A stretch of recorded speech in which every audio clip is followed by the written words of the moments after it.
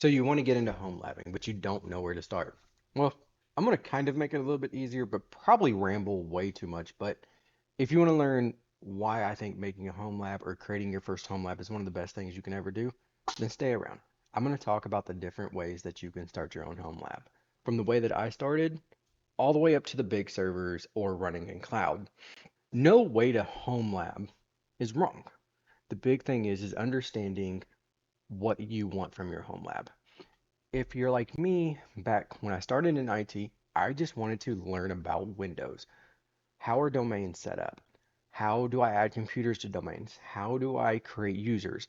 How do I control all of the computers inside of my domain? So that's group policy.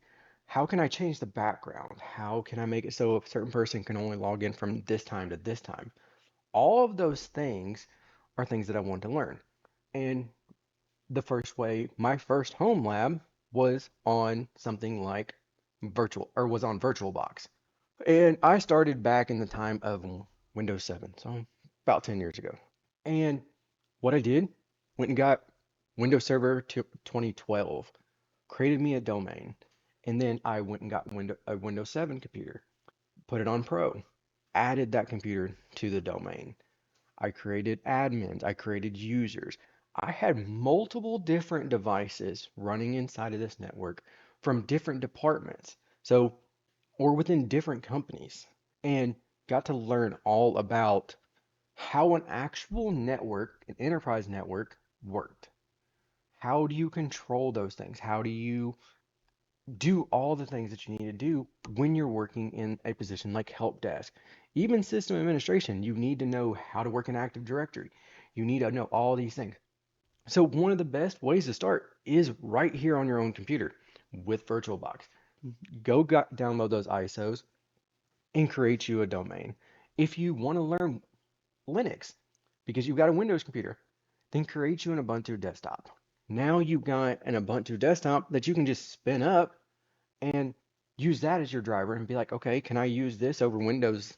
And does this function with all the applications that I use on a normal? If not, then you know. But hey, if you want to use it, you can use it. If you want to learn Linux, you want to learn the command line. All of those different things are here so you can do it. And it's all right here on your PC.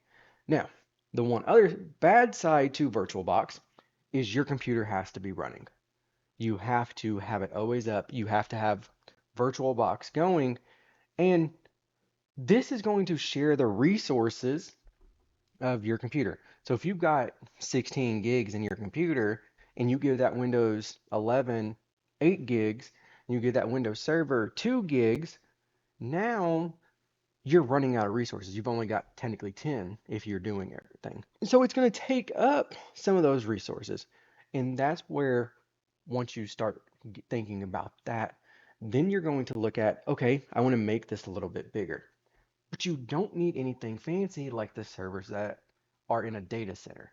You can use something like a little micro PC. This is like a Dell 7050, I think. And I got a whole lot of them off of like eBay. I got five of them for like 300 or 400 bucks.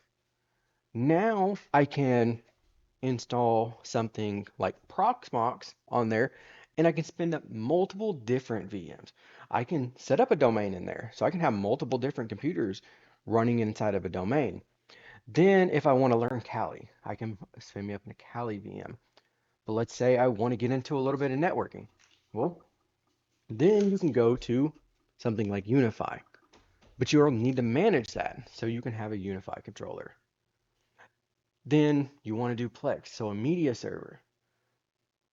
But now do you need a dedicated device like something like this that costs you 50 to 100 bucks or something like that? These are great devices. You can do anything you want with it. It has 16 gigs of RAM and add some storage, tons of USBs, add more storage. You can put some secondary NIC in there using the WAN or using the Wi-Fi card. You can do multiple different things with that. But now let's sit there and say, what if you don't want something that's going to take up that much space? Then you can go something like a Raspberry Pi.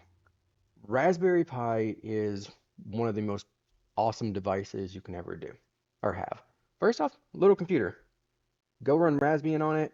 You have your little mini desktop computer that you can hook up to your television, and it can all be powered by a phone charger. Or you can go get you one of the portable routers that you can take, which has a firewall like open WRT on it, and it's got two NICs on here, plus it has Wi-Fi. You can plug this thing up. I did a whole entire video on turning this little thing into a travel media server, and I took it to Europe. And that's how we watched cable, because in Europe, most of their stuff's in a different language, and I want to learn different languages, but I don't know them yet, so it's a little bit harder. My kids, they wanted to watch certain shows and things like that when they were sitting in there, and they could all connect to this over our network or over the Wi-Fi that we had in the building. So all of these different things are one of the reasons that you need to start a home lab. But really the biggest question is, do you want to learn more? Because once you start home labbing, you're going to want to learn as much as possible. Next, you'll want to learn networking. Then you'll want to learn home automation. Take a Raspberry Pi, turn it into Home Assistant. Now you've got kind of like a mini Alexa, and there's ways to turn this into so many different things. Going out there and home labbing allows you to tinker with something that you're not going to have to worry about breaking it. It's not somebody else's $1 million worth of equipment. You can go in there. You see a problem at work. Go into your computer, go into your VirtualBox, and try to recreate the problem. Now, once you come up with a solution, go present it to your boss and say, "Hey, I figured this out." And be like, "How'd you figure that out?" "Oh, while I was home labbing." "Oh, that's really cool. You home lab." So now they see that you're going out there and you're really trying to learn. You're trying to better yourself. I work in IT every single day, working on computers, helping 200 different locations on keeping those devices up so that they can continue to do business. But at the same time, I also truly enjoy IT. But with a home lab, I'm allowed to go in there and push past a limit that I can't outwork or that I can't in my normal 9 to 5. Because, in all honesty, the only way to get better in IT or things like that is to keep on learning. And the best place to learn is in your own home lab. You control it. You are able to say who has access. You're able to build the network that you want.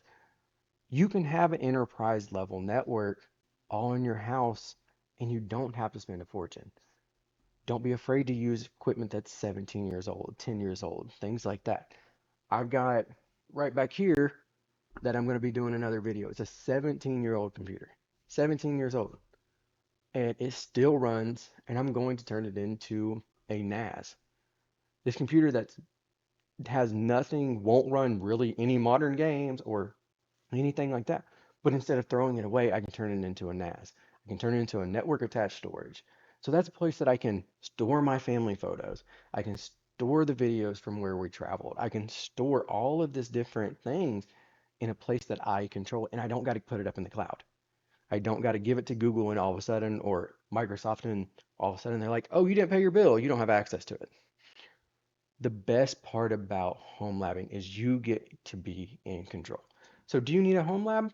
That's truly up to you. If you're looking to get into it because you want to learn IT, it's the best way to do. If you're looking to get into it because you want to keep your data at home, it's one of the best things to do.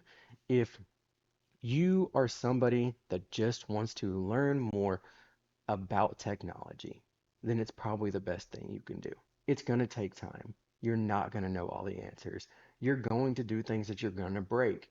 And if you put it in production, like you have a firewall and all of those different things, and you decide, hey, I'm going to go make a config change, and you have 4 kids and a wife that are sitting there watching a movie or something like that, and you hit enter, and the whole entire internet goes down, you get to learn how to fix that break. And the best part is that teaches you troubleshooting skills.